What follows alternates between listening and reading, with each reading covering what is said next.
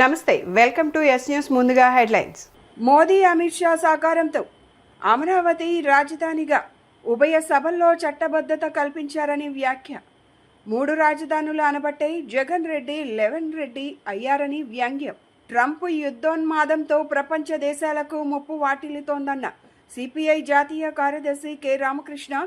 Trump నిరంకుశ వైఖరిపై ప్రధాని మోదీ మౌనం వహించడం సిగ్గుచేటని ఎద్దేవా. రాష్ట్రంలో సౌర విద్యుత్ ఉత్పత్తి చేసే పూర్తి సామర్థ్యాన్ని వినియోగించుకునేందుకు ఉన్న అవకాశాలను పరిశీలించాలని ముఖ్యమంత్రి చంద్రబాబు నాయుడు అధికారులకు దిశానిర్దేశం చేశారు.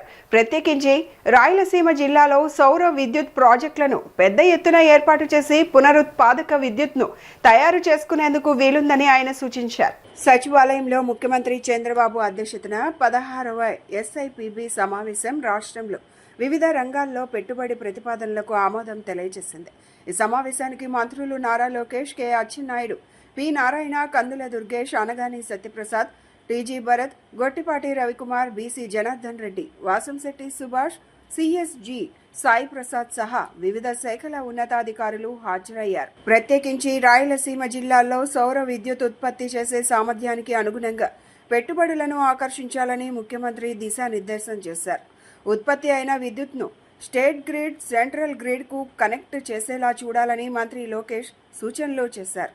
దీనిపై స్పందించిన సీఎం సమీప భవిష్యత్తులో ఉత్పత్తి అయిన విద్యుత్ను ఇతర రాష్ట్రాలకు కూడా సరఫరా చేసేలా ట్రాన్స్మిషన్ లైన్లను సిద్ధం చేసుకోవాలని సూచించారు. ఇలాంటి పరిస్థితి తలెత్తకుండా ప్రత్యామ్నాయ మార్గాలను ఏర్పాటు చేసుకోవాలన్నారు. ఎలక్ట్రానిక్స్ రంగంలో కన్జ్యూమర్ ప్రొడక్ట్స్ తయారీలో ఏపీ కీలకంగా మారాలని ముఖ్యమంత్రి సూచించారు. ప్రతి శుభకార్యాన్ని ప్రజాసేవతో ప్రారంభించడం తెలుగుదేశం పార్టీకి ప్రత్యేకమైన సాంప్రదాయమని ఆ పార్టీ యువనేత బోండా సిద్ధార్థ తెలిపారు. ప్రతి కార్యకర్త సేవా దృక్పథంతో ముందుకు రావాలన్నారు. రాబోయే రోజుల్లో కూడా ఇలాంటి కార్యక్రమాలను మరింత విస్తృతంగా నిర్వహించాలని ఆయన ఆకాంక్షించారు. విజయవాడ సెంట్రల్ నియోజకవర్గం 58వ డివిజన్ సాయిబాబా గుడి సెంటర్ వద్ద సెంట్రల్ శాసనసభ్యులు బోండా ఉమామహేశ్వరరావు సూచన మేరకు వేసవి కాలంలో ప్రజల దాహార్తిని తీర్చేందుకు ఏర్పాటు చేసిన చలివేంద్రాన్ని ఘనంగా ప్రారంభించారు. పార్టీ కార్యకర్త సుల్తానా ఈశ్వర్ కుమార్తె హనీశ్రీ జన్మదినోత్సవాన్ని పురస్కరించుకొని ఈ సేవా కార్యక్రమాన్ని నిర్వహించడం విశేషం. ఈ సందర్భంగా ఏర్పాటు చేసిన చలివేంద్ర ద్వారా పాఠశాల విద్యార్థులు, వాహనదారులు, స్థానిక ప్రజలకు చల్లని మజ్జిగ పంపిణీ చేశారు. ఈ కార్యక్రమానికి ముఖ్య అతిథిగా విచ్చేసిన టీడీపీ యువ నాయకులు బోండా సిద్ధార్థ చిన్నారి అనిశ్రీతో కలిసి కేక్ కట్ చేసి జన్మదిన శుభాకాంక్షలు తెలిపారు. ఈ సందర్భంగా బోండా సిద్ధార్థ మాట్లాడుతూ ప్రతి శుభకార్యాన్ని ప్రజాసేవతో ప్రారంభించడం తెలుగుదేశం పార్టీకి ప్రత్యేకమైన సాంప్రదాయమని తెలిపారు. ప్రతి కార్యకర్త సేవా దృక్పథంతో ముందుకు రావాలని, రాబోయే రోజుల్లో కూడా ఇలాంటి కార్యక్రమాలను మరింత విస్తృతంగా నిర్వహించాలని ఆకాంక్షించారు.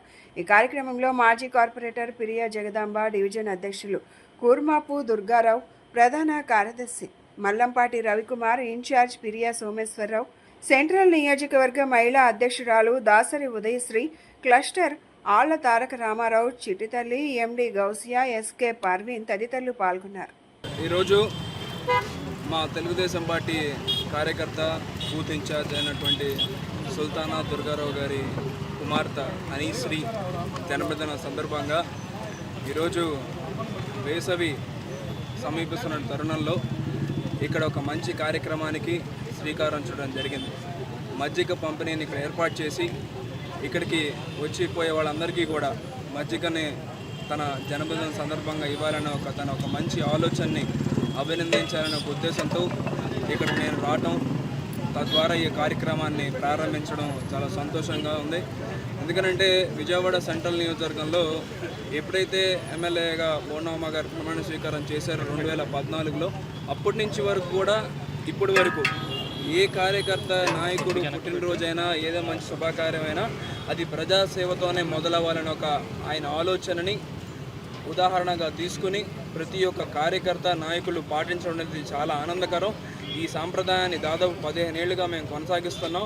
అది మా ఇంట్లో ఏ పుట్టినరోజైనా సరే, మా నాయకులదైనా సరే ఒక మంచి కార్యక్రమంతో శ్రీకారం చుట్టడం అనేది ఆనవాయితీగా వస్తున్న తరుణంలో ఈరోజు ఇటువంటి ఒక మంచి కార్యక్రమాన్ని అంత చిన్న వయసులోనే ఇలా చేస్తే బాగుంటుందని ఒక ఆలోచనతో ముందుకు రావడం చాలా సంతోషకరం. రాబోయే రోజుల్లో కూడా ప్రతి ఒక్కళ్ళు కూడా ఇక్కడ ఉన్నటువంటి పరిస్థితుల్లో ఇటువంటి కార్యక్రమాలని ముందు రోజుల్లో కూడా చేపట్టాలని చెప్పి మనస్ఫూర్తిగా తెలియజేస్తూ ఒక మంచి కార్యక్రమానికి ఏర్పాటు చేసినటువంటి వాళ్ళ కుటుంబ సభ్యులందరికీ కూడా పేరున హృదయపూర్వక అభినందనలు శుభాకాంక్షలు తెలియజేసుకుంటూ తప్పనిసరిగా ఇటువంటి కార్యక్రమాలకి బోండమ్మ గారు ఒక సహాయ సహకారాలు ఎప్పుడు కూడా ఉంటాయి, వారి అభినందన కూడా ఉంటుందని ఈ సందర్భంగా తెలియజేసుకుంటూ మరొకసారి చిన్నారికి హార్దిక జన్మదిన శుభాకాంక్షలు తెలియజేస్తా ఉన్నాను. 2019-24 మధ్య అమరావతి మహిళలు రైతులు చేసిన త్యాగఫలమే నేటి అమరావతి అని ఎంపీ కేశినేని శివనాథ్ పేర్కొన్నారు. మోదీ అమిత్ షా సహకారంతో అమరావతి రాజధానిగా ఉభయ సభల్లో చట్టబద్ధత కల్పించారని తెలిపారు. 3 రాజధానులు అనబట్టే జగన్ రెడ్డి 11 రెడ్డి అయ్యారని, ఇప్పుడు మావిగన్ అంటే ప్రజలు రాజకీయాల్లో లేకుండా నిన్ను తరిమి కొడతారని హెచ్చరించారు. ఆంధ్రప్రదేశ్ రాజధానిగా అమరావతికి రాజముద్ర పడిందని ఎంపీ కేశినేని శివనాథ్ అన్నారు. గురునానక్ కాలనీలో తన కార్యాలయంలో ఆయన మీడియాతో మాట్లాడుతూ కేంద్ర ప్రభుత్వం గెజెట్ నోటిఫికేషన్ విడుదల చేయడంతో ఇక అమరావతికి ఏపీకి ఏకైక శాశ్వత రాజధాని అని చట్టబద్ధంగా గుర్తింపు లభించిందని, ఈ తీర్మానంపై రాష్ట్ర ప్రజలంతా సంబరాలు చేసుకుంటున్నారని ఎంపీ తెలిపారు. ఆనాటి ప్రతిపక్ష నేతను ఒప్పించి రాష్ట్రం నడిబొడ్డున రాజధాని ఉండాలని నిర్ణయం తీసుకున్నారని తెలిపారు. 2019 ఎన్నికల్లో ఇక్కడే ఇల్లు కట్టుకుంటా అమరావతిని అభివృద్ధి చేస్తా అని జగన్ నమ్మించారని ఎంపీ తెలిపారు. ఒక్క ఛాన్స్ అని ఓటు వేస్తే అమరావతిని అన్ని విధాలా నాశనం చేశారని ఆరోపించారు. 2019-24 మధ్య అమరావతి మహిళలు రైతులు చేసిన త్యాగ ఫలమే నేటి అమరావతి అని ఎంపీ అన్నారు. చంద్రబాబు నాయుడు అమరావతిని ఆర్థిక శక్తిగా మార్చేలా ఎంతో తపన పడ్డారన్నారు. హైదరాబాద్ను మించి అమరావతి అభివృద్ధి చెందాలని భావించారన్నారు. విజయవాడ నగరంలో 3,900 కోట్లతో స్టామ్ వాటర్, డ్రింకింగ్ వాటర్ ఇవన్నీ కాకుండా ఈ సుందరమైన విజయవాడ నగరంలో 3 కాలువలు ఉన్నాయి. 3 కాలువల్లోనూ మురుగు రాకుండా మినీ ఎస్టీపీలు 25 మినీ ఎస్టీపీలు కట్టబోతున్నాం. వీటితో పాటు విజయవాడ నగరంలో ట్రాఫిక్ తగ్గే విధంగా ఇబ్రహీంపట్నం నుంచి కొనకదుర్గ గుడి వరకు ఫ్లైఓవర్ వేయబోతున్నాం. పండిట్ నెహ్రూ బస్టాండ్ నుంచి బెంచ్ సర్కిల్ ఫ్లైఓవర్ అయిపోతున్నాం. బెంచ్ సర్కిల్ నుంచి పెనమలూరు ఫ్లైఓవర్ అయిపోతున్నాం. మెడికల్ కాలేజీ నుంచి నిడమానూరు దాకా ఫ్లైఓవర్ అయిపోతున్నాం. ఇన్ని పనులు చెప్పుకుంటా పోతే ఎన్నో సంవత్సరాలు 20 సంవత్సరాల నుంచి రామర్పాడులో ఆర్ఓబీలు ఆర్యూబీకి కావాలని కొనదల ప్రాంత ప్రజలందరూ కోరుకునే కొనదలలో 20 సంవత్సరాల కోరిక. ఎల్సీ నెంబర్ 316 స్టార్ట్ చేసాం, ఎల్సీ నెంబర్ 8 స్టార్ట్ చేసాం, సత్యనారాయణపురంలో స్టార్ట్ చేసాం. అన్నిటికన్నా బాంబే కాలనీ వాసులు 1,00,000 మంది ప్రజలు ఉన్నారు. వాళ్ళు మధురా నగర్కి రైల్వే అండర్ బ్రిడ్జ్ తీసుకొచ్చి బాంబే కాలనీ వాసులకి స్టేడియం వరకు స్ట్రైట్ రోడ్డు ఉండే విధంగా రోడ్డు తీసుకొస్తున్నాం. ఇవన్నీ మా ఎమ్మెల్యేలు నేను కలిసి చేసిన ఇటువంటి పనులు చెప్పుకుంటా పోతే ఎన్నో కార్యక్రమాలు బందర్లో కానీ విజయవాడ కానీ ఒక అభివృద్ధి పదంలో తీసుకెళ్ళబోతున్నాం. ఇవాళ అమరావతి రేపు రాబోయే సెక్రటేరియట్ ఈ అమరావతిలో ప్రాంతమైన ఈ విజయవాడలో అమరావతి యొక్క సెక్రటేరియట్ కూడా నదికి అవతల పక్కన అడ్మినిస్ట్రేటివ్ క్యాపిటల్ కూడా రాబోతుంది. అంటే ఇదంతా కూడా ఈ విజయవాడ నగరం కూడా ఒక అమరావతి. అంతేకాకుండా గౌరవ ముఖ్యమంత్రి వర్యులు 2014లోనే గ్రేటర్ విజయవాడ చేయాలనుకున్నారు. ఆ గ్రేటర్ విజయవాడ కూడా మేము 2014-19 కోర్టు కేసులు వేయటం వల్ల ఆగిపోయింది. 2016లో కోర్టు కేసులన్నీ 2019లో కోర్టు కేసులు క్లియర్ అయినాయి. అయినా కూడా ఒక్కళ్ళు కూడా గ్రేటర్ విజయవాడ చేయలేకపోయారు. వీటన్నిటికీ తోడు గ్రేటర్ విజయవాడ చేయకుండా రకరకాల విన్యాసాలు చేశారు. తాడికడప మున్సిపాలిటీ అన్నారు, ఇంకో రకరకాల మున్సిపాలిటీలు చేసి ఎన్నో సంవత్సరాల విజయవాడ వాసుల ఒక సెంటిమెంట్, ఒక కోరిక, ఒక బలమైన సెంటిమెంట్ విజయవాడ గ్రేటర్ విజయవాడని మీరు చంపేస్తే మేము అధికారంలోకి రాగానే మళ్ళీ గ్రేటర్ విజయవాడ ప్రయత్నాలు మళ్ళీ మొదలుపెట్టాం. సెన్సస్ వల్ల గ్రేటర్ విజయవాడ లేట్ అయింది. రేపు మార్చికి సెన్సస్ పూర్తవుతాయి. మార్చి తర్వాత అందరం ఎమ్మెల్యేలు అందరం ఎంపీలు కూడా ఏకగ్రీవంగా గ్రేటర్ విజయవాడ కావాలనుకున్నాం. అటు బాలశౌరి గారు కానీ, అటు పెనమలూరు ఎమ్మెల్యే గారు కానీ, గన్నవరం ఎమ్మెల్యే గారు కానీ, విజయవాడ లోకల్ ఎమ్మెల్యేలు కానీ, అటు మైలవరం ఎమ్మెల్యే కానీ అందరం కూడా గ్రేటర్ విజయవాడ కావాలనుకున్నాం. కాబట్టి విజయవాడ నగర వాసుల కోరిక గ్రేటర్ విజయవాడ కూడా తీర్చిపోతున్నాం. విజయవాడకి ఒక వైబ్రేషన్, ఆఖరికి విజయవాడ ఉత్సవం కూడా చేశాం. విజయవాడని ఒక వైబ్రేషన్ తీసుకొచ్చిన పార్టీ, విజయవాడని ఒక తీసుకొచ్చింది ఏదన్నా ఉంటే ఈ కూటమి ప్రభుత్వం అని ఘంటాపదంగా సగర్వంగా ఒక విజయవాడ వాసిగా సగర్వంగా ఫీల్ అవుతుంది. సార్, ఇప్పుడు ఉత్తరాంధ్రకు సంబంధించిన వైసీపీ నేతలు 3 రాజధానులు చెప్తున్నాము. మనం బొత్స మాట్లాడుతూ కూడా శాసన రాజధాని మేము అమరావతి చెప్పుకుంటాం అన్నారు. కానీ ఇక్కడ సజ్జలు మాత్రం మార్గాన్ని ప్రమోషన్ చేయండి 2 జిల్లాలో అంటే 2 విషయాలు వాళ్ళలో వాళ్ళకే కొట్లాట స్టార్ట్ అయిపోయింది. ఎట్లాగంటే మనం ఉత్తరాంధ్ర అని చెప్పి ఎలక్షన్లోకి వెళ్ళాం, కాదు మళ్ళీ మాట మార్చేశాడు మన జగను, కాబట్టి ఇప్పుడు ఇక్కడ అంటున్నాడు మా ప్రాంతవాసులు మమ్మల్ని చాలా ఇబ్బందులు పెట్టే పరిస్థితి ఉందని చెప్పి బొత్సాలాంటి నాయకులు మాట్లాడుతున్నారు. ఈ జగన్ ఒక మాటలు సజ్జల ద్వారా బయటకు వస్తూ ఉంది. ఈ ప్రాంతంలో ఈ ప్రాంత ప్రజలు కొట్టుకునేటట్టు చేద్దాం, అక్కడ ట్రై చేసాం, ఎలక్షన్ ముందు వెళ్ళి 3 రాజధానులనే ప్రజలు కొట్టుకుందామని చేస్తే విశాఖపట్నంలో ప్రజలు ఏం చేశారంటే రాష్ట్ర చరిత్రలోనే ఒక 5,40,000తో ఒక భారీ మెజారిటీతో ఒక ఎంపీని గెలిపించారు. అంతేకాకుండా 93,000 మెజారిటీతో మా అధ్యక్షుడు పల్లా శ్రీనివాసన్ గెలిపించారు. అంటే వాళ్ళు అంత వ్యతిరేకంగా 3 రాజధానుల మీద ఘంటాపదంగా వాళ్ళు చెప్పారు. మేము అక్కడికి వెళ్ళి వైజాగ్ వెళ్ళి కూడా మేము చెప్పింది ఏంటంటే అమరావతి మా రాజధాని అన్నాం. కాబట్టి మేము మా స్టాండ్ క్లియర్. వాళ్ళు ఏంటంటే ఒకళ్ళు రాయలసీమగా అంటారు, ఒకళ్ళు ఇది అంటారు. కానీ అన్ని ప్రాంతాలు అనంతపూర్లో కూడా మేము చెప్పాం. వాళ్ళు అనంతపూర్లో కూడా అన్ని సీట్లు గెలిచిన పార్టీ మా పార్టీ. అంటే ముక్త ఖండంతో ప్రజలందరూ అమరావతి కావాలనుకుంటున్నారు. మేము కూడా ఒకటే ఆలోచించండి, మేము హైదరాబాద్ లాంటి రాజధాని మేము కోరుకోవటంలా, మేము డైవర్సిఫికేషన్ ఆఫ్ డెవలప్మెంట్ మేము కోరుకుంటున్నాం. మేము విశాఖపట్నంలో పరిశ్రమలు విశాఖపట్నంలో, తిరుపతిలో పరిశ్రమలు తిరుపతిలో, అనంతపూర్లో, కర్నూలులో పెట్టబోతున్నాం. మీరు చూస్తే ఒక ఐటీ హబ్గా, ఒక ఏఐ డేటా సెంటర్ హబ్గా, ఒక స్టీల్ ప్లాంట్లు ఇవన్నీ విశాఖపట్నానికి తీసుకురాబోతున్నాం. ఆటోమొబైల్ ఇండస్ట్రీ చిత్తూరుకు తీసుకురాబోతున్నాం, చిత్తూరు, నెల్లూరు. ఒక ఎలక్ట్రానిక్ ఇండస్ట్రీ, ఒక డిఫెన్స్ క్లస్టరు అనంతపూర్కి తీసుకురాబోతున్నాం. ఒక ఏరోస్పేస్ ఇండస్ట్రీ, ఒక డ్రోన్ సిటీ, ఒక సోలార్ పార్కులు కర్నూలు తీసుకురాబోతున్నాం. త్వరలో చంద్రబాబు నాయుడు గారు చెప్పిన కర్నూలు బెంచ్ కూడా చేసి చూపిస్తామని తెలియజేసుకుంటున్నాం. విజయవాడ 10వ డివిజన్ న్యూ పోస్టల్ కాలనీలో నిలిచిపోయిన డ్రైనేజీ సమస్యలను వారం రోజులుగా పరిష్కరించేందుకు కృషి చేస్తానని ఎమ్మెల్యే గద్దె రామ్మోహన్ హామీ ఇచ్చారు. ఆటోనగర్ అభివృద్ధి కోసం 100 కోట్ల రూపాయల CRDA నిధులతో 3 కీలక రోడ్ల నిర్మాణానికి మంత్రి నారాయణ చేతుల మీదుగా నేడు శంకుస్థాపన చేస్తున్నట్లు ఆయన ప్రకటించారు. విజయవాడ తూర్పు నియోజకవర్గ ఎమ్మెల్యే గద్దె రామ్మోహన్ రావు 10వ డివిజన్ న్యూ పోస్టల్ కాలనీ 2వ లైన్లో పర్యటించి స్థానిక డ్రైనేజీ సమస్యలను స్వయంగా అడిగి తెలుసుకున్నారు.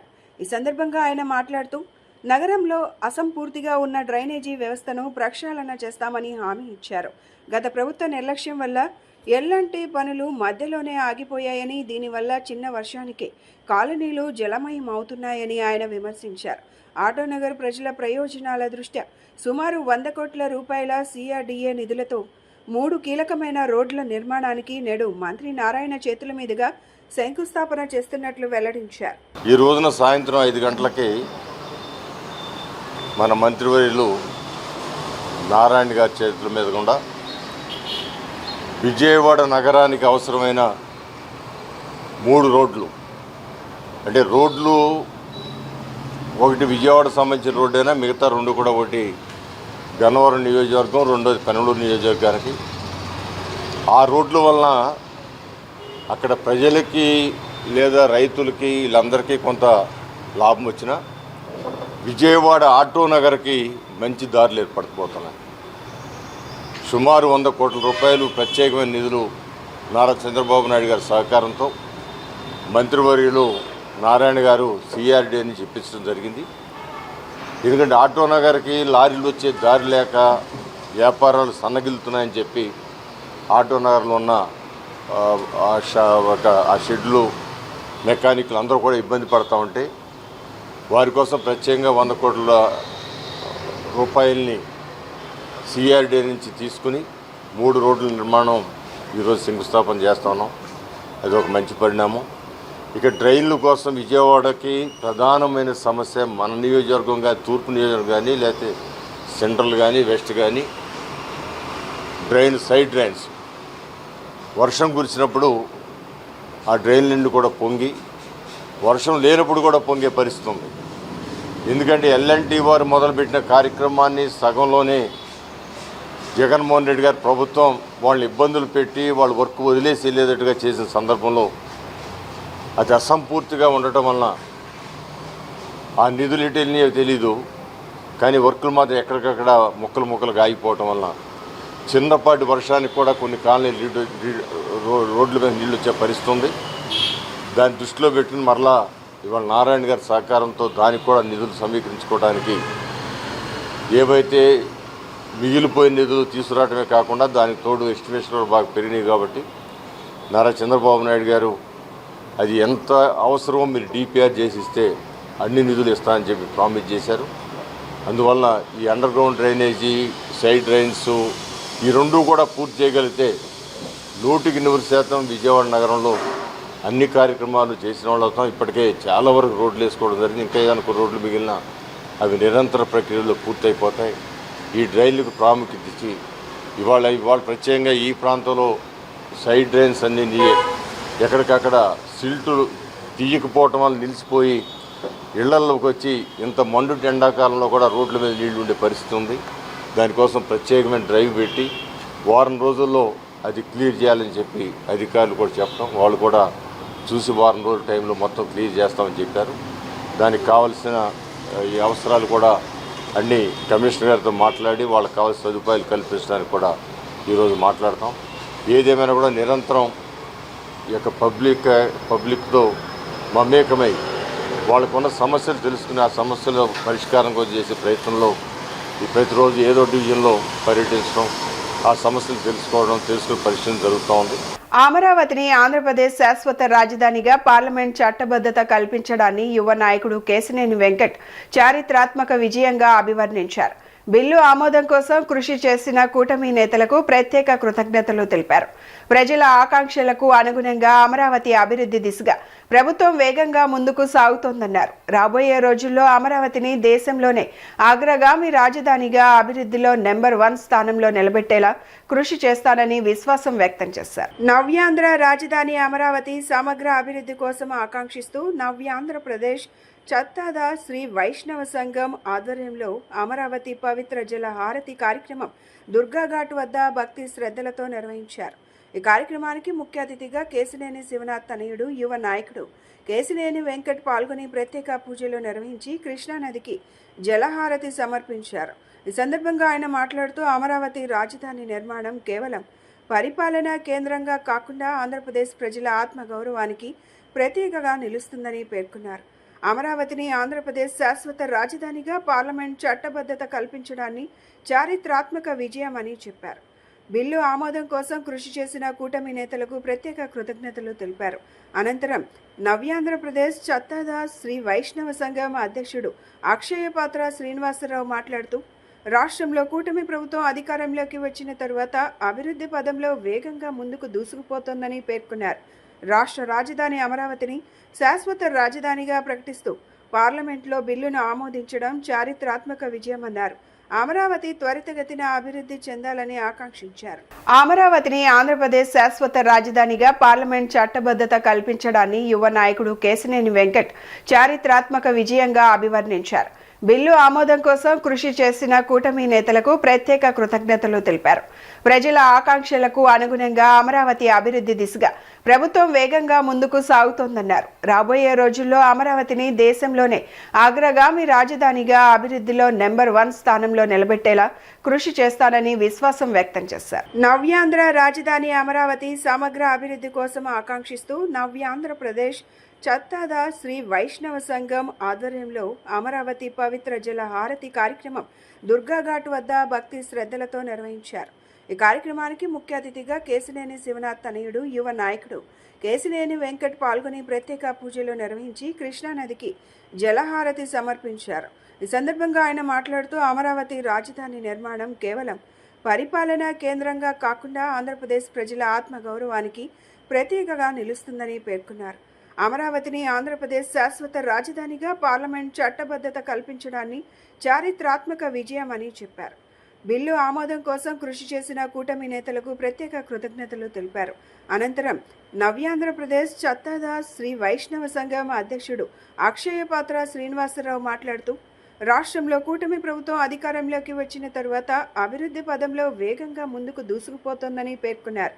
రాష్ట్ర రాజధాని అమరావతిని శాశ్వత రాజధానిగా ప్రకటిస్తూ పార్లమెంట్లో బిల్లును ఆమోదించడం చారిత్రాత్మక విజయమన్నారు.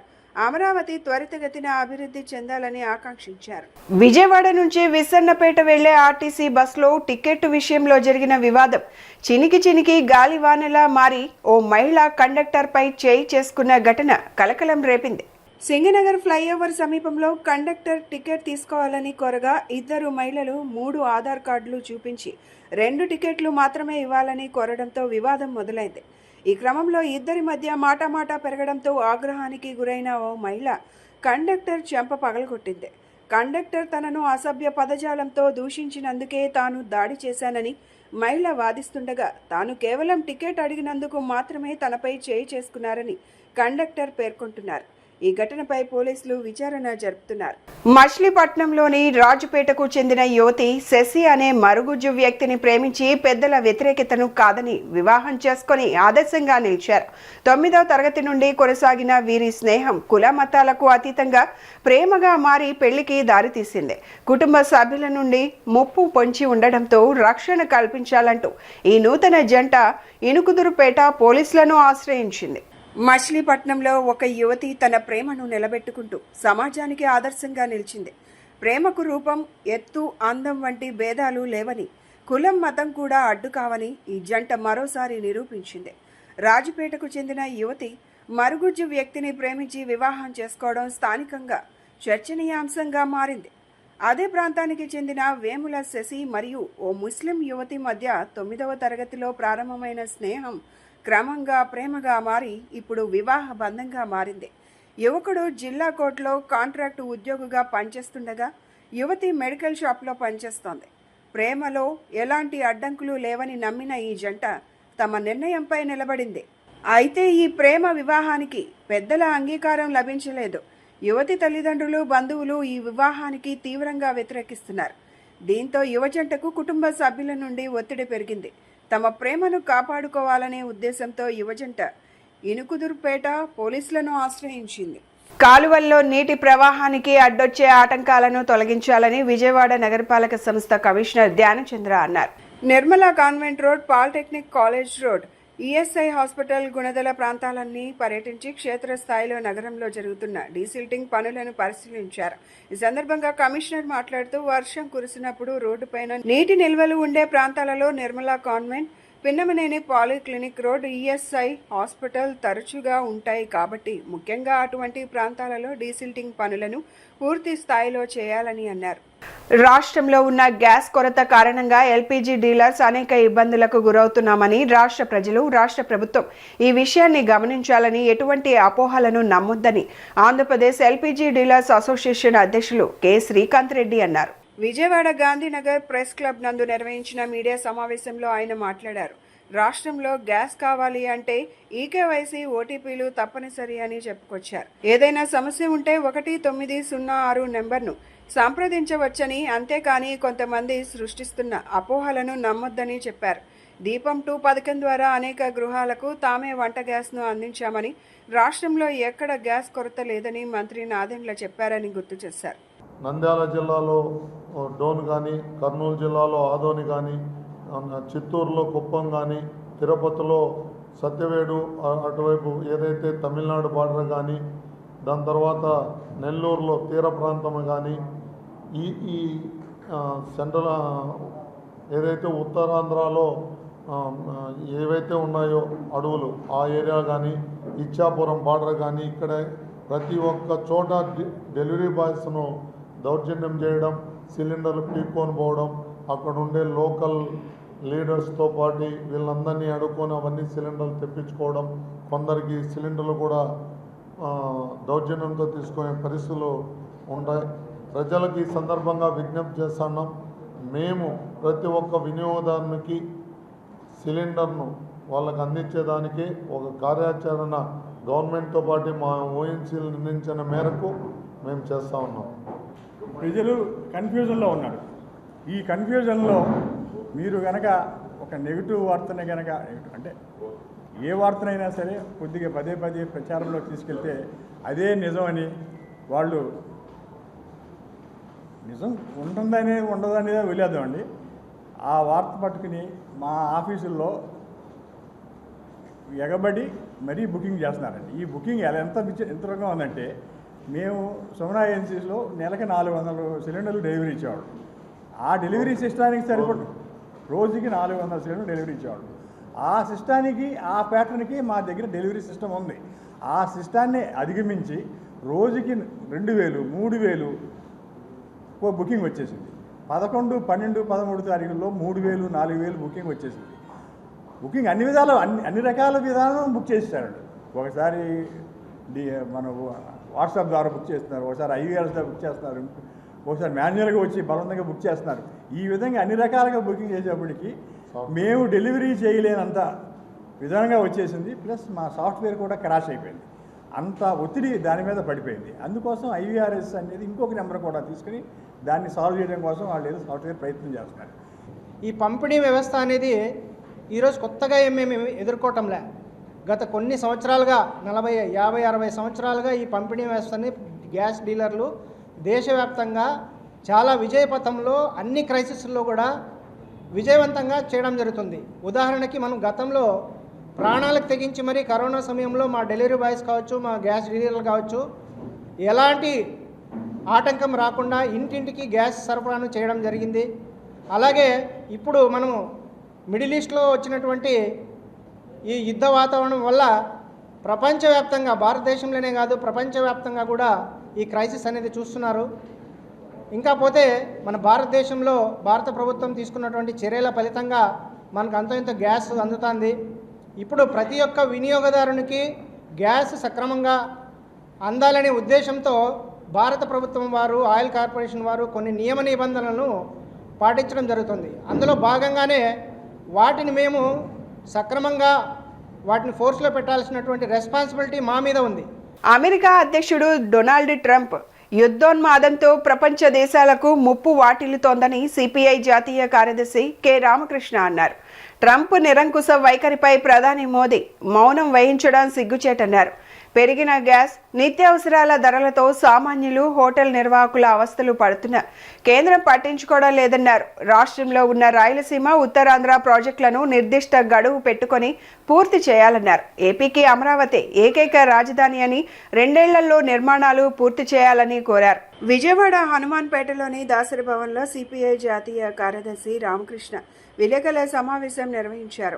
సమావేశంలో ఆయన మాట్లాడుతూ ఇరాన్, క్యూబా, వెనిజులాలపై అమెరికా ఆకృత్యాలు, క్యూబాపై ఎకనామిక్ బ్యాంబింగ్ ను అమెరికా ఎంపీలు ఖండిస్తున్నారని, ఆయన ట్రంప్ నిరంకుశంగా వ్యవహరిస్తున్నాడని అన్నారు. పెరిగిన గ్యాస్, నిత్యావసరాల ధరలతో సామాన్యులు, హోటల్ నిర్వాహకులు అవస్థలు కేంద్రం పట్టించుకోవడం లేదన్నారు. క్రైస్తవ మైనార్టీలపై ఉండి శాసనసభ్యులు రఘురామకృష్ణరాజు దాడులు చేయడం హేయమని ఏపీ క్రిస్టియన్ సొసైటీ సభ్యులు పాస్టర్ జేమ్స్ కుంపట్ల ఆగ్రహం వ్యక్తం చేశారు. దాడులపై అధికారులకు ఫిర్యాదు చేసినట్లు తెలిపారు.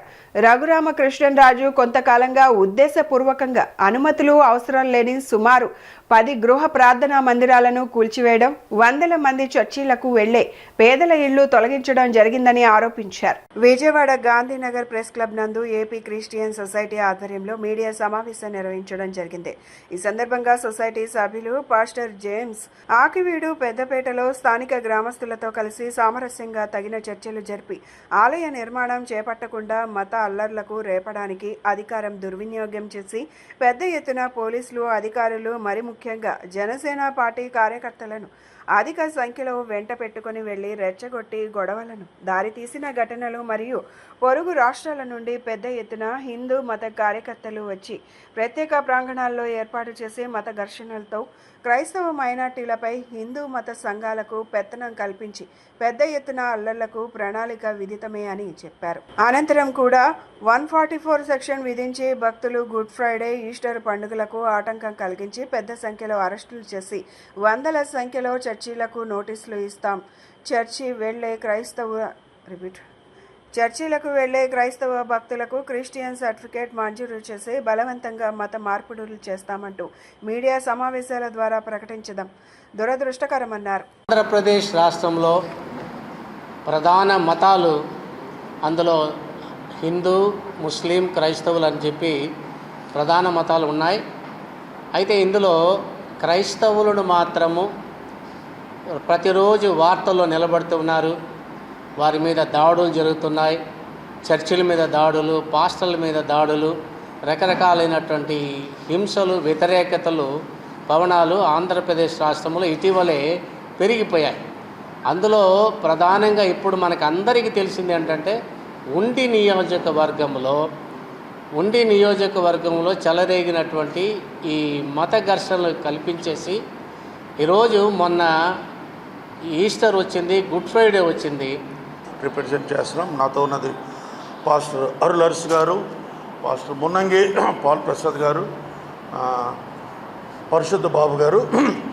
ఈరోజు ఈ యొక్క విజయవాడ గాంధీనగర్ ప్రెస్ క్లబ్లో ఈ యొక్క సమావేశం ఏర్పాటు చేయడం గల ముఖ్య కారణం క్రైస్తవ మైనార్టీల మీద తరచూ దాడులు జరుగుతున్నాయి. మనకు తెలుసు 2014 నుండి మత రాజకీయాలు అన్నది చాలా గట్టిగా ఊపందుకున్నాయి. ఈ నేపథ్యంలో డిప్యూటీ స్పీకర్ గారు, ఉండి ఎమ్మెల్యే గారు రఘురామకృష్ణరాజు గారు గత సంవత్సరంన్నర నుండి దళిత క్రైస్తవుల హక్కుల సాధనే ధ్యేయంగా కేంద్ర రాష్ట్ర ప్రభుత్వాల మౌనం వీడాలని Indian Christian federation founder national president doctor George Srimanthula పేర్కొన్నారు. మంగళవారం గాంధీనగర్ స్థానిక ప్రెస్ క్లబ్లో భారతీయ క్రైస్తవ సమైక్య ఆధ్వర్యంలో ఏర్పాటు చేసిన విలేకరుల సమావేశంలో ఆయన మాట్లాడారు. 1950లో వెలువడిన రాష్ట్రపతి ఉత్తర్వుల వల్ల దళితులు తమ మత స్వేచ్ఛను కోల్పోయారని, క్రైస్తవ మతాన్ని స్వీకరించిన దళితులకు ఎస్సీ హోదాను నిరాకరించడం రాజ్యాంగ విరుద్ధమని ఆయన విమర్శించారు. 2005లో యూపీఏ ప్రభుత్వం నియమించిన జస్టిస్ రంగనాథ్ మిశ్రా కమిషన్ దళిత క్రైస్తవులకు ఎస్సీ హోదా ఇవ్వాలని స్పష్టమైన నివేదిక ఇచ్చినప్పటికీ నేటికి అది అమలుకు నోచుకోలేదని ఆవేదన వ్యక్తం చేశారు. మతం మారినంత మాత్రాన సామాజికంగా ఎదుర్కొనే వివక్ష మరియు కులం మారదని, కాబట్టి దళిత క్రైస్తవులను ఎస్సీలుగా గుర్తించాల్సిన అవసరం ఉందని ఆయన అన్నారు. 74 ఏళ్లుగా దళిత క్రైస్తవులకు జరుగుతున్న అన్యాయంపై ప్రభుత్వాలు స్పందించకపోతే దేశవ్యాప్తంగా ఉద్యమాన్ని ఉధృతం చేస్తామని హెచ్చరించారు. త్వరలో కలెక్టరేట్ ముట్టడి, తదుపరి అసెంబ్లీ ముట్టడి, తదుపరి పార్లమెంటు ముట్టడి ఉంటుందని హెచ్చరించారు. ఈ కార్యక్రమంలో reverend doctor K Rajababu, IFC general secretary bishop G John Prasad, doctor Mandapalli Shyam, senator ఆక్ కుమార్ శామ్యూల్, ఐఎఫ్సి రాష్ట్ర మరియు జిల్లా స్థాయి ప్రతినిధులు, వివిధ చర్చిల పాస్టర్లు మరియు క్రైస్తవ సంఘాల నాయకులు పాల్గొన్నారు. మొన్న సుప్రీంకోర్టు ఇచ్చినటువంటి తీర్పు దళిత క్రైస్తవులను వారికి మత స్వేచ్ఛ లేనటువంటి తీర్పును ఒకటి షెడ్యూల్ కులాల వాళ్ళు క్రైస్తవ్యంలోనికి వెళ్తే వాళ్ళు ఎస్సీ హోదా కోల్పోతారు, వారు బీసీసీలోనికి నెట్టివేయబడతారని మొన్న ఒక పాస్టర్ గారు చిన్న ఇష్యూ గురించి గుంటూరు పాస్టర్ గారు ఒక ఆయన కోర్టులో వేయటం, దాన్ని బట్టి ఇది ప్రస్తుత నడుస్తున్నటువంటి వారుగా అందరిలో కూడా ఇదొక కలవరం కింద కనబడుతుంది. ఏదో జరిగిపోతుంది, క్రైస్తవులంటే ఈ దేశస్తులు కాదు వేరే దేశస్తులుగా వీళ్ళని చూసేటటువంటి విధానంలో ఉన్నదేమో అన్న భావనలు భారతదేశంలో ఉన్నటువంటి క్రైస్తవ సమాజంలో ఉన్న ముఖ్యంగా అన్ని కులాలకి కాదు, ఓసీ, బీసీ, ఎస్టీలకి క్రైస్తవ్యం స్వీకరించినా కానీ వాళ్ళకి ఏ విధమైనటువంటి నష్టం వాటిల్లట్లేదు. కానీ క్రైస్తవ్యంలోనికి వచ్చినటువంటి షెడ్యూల్ కులాలకు మాత్రమే. బులెటిన్ ముగించే ముందు హెడ్లైన్స్ మరొకసారి. మోదీ అమిత్ షా సహకారంతో అమరావతి రాజధానిగా ఉభయ సభల్లో చట్టబద్ధత కల్పించారని వ్యాఖ్య. 3 రాజధానులు అనబట్టే జగన్ రెడ్డి 11 రెడ్డి అయ్యారని వ్యంగ్యం. ట్రంప్ యుద్ధోన్మాదంతో ప్రపంచ దేశాలకు ముప్పు వాటిల్లుతోందన్న సిపిఐ జాతీయ కార్యదర్శి కె రామకృష్ణ. ట్రంప్ నిరంకుశ వైఖరిపై ప్రధాని మోదీ మౌనం వహించడం సిగ్గుచేటని ఎద్దేవా. ఇవి ఈనాటి bulletin updates. Keep watching yes news.